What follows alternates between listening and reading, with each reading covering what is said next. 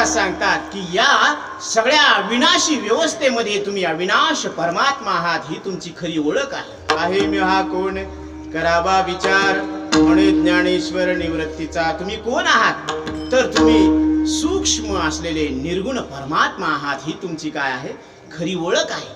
आणि ही खरी ओळख करण्याकरताच आपल्याला हा मनुष्य देह आलेला आहे, मिळालेला आहे. परंतु याच्या संगतीत राहायचं, पण याचे गुण आपल्या अंगी लागू द्यायचे नाही, म्हणजे याच्या मध्ये आसक्ती ठेवायची नाही. न करी रे संग राहे न करी रे संग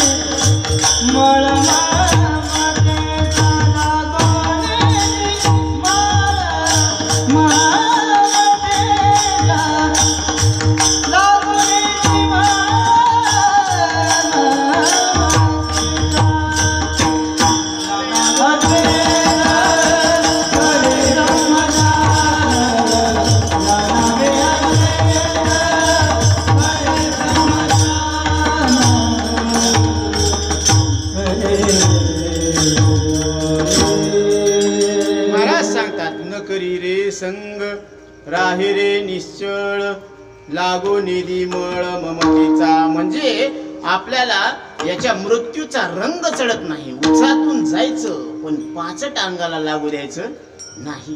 तसं या अनात्म वर्गामध्ये आपली प्रगटता आहे, चैतन्याची प्रगटता आहे. या उपाधी माझी गुप्त चैतन्य असे सर्वगत ते तत्वज्ञ संत स्वीकारिती. जे तत्वाला जाणतात ते तत्वज्ञ मात्र याची काय करून घेतात, ओळख करून घेतात. म्हणून तो सगळ्यासारखा दिसतो, सगळ्यामध्ये राहतो.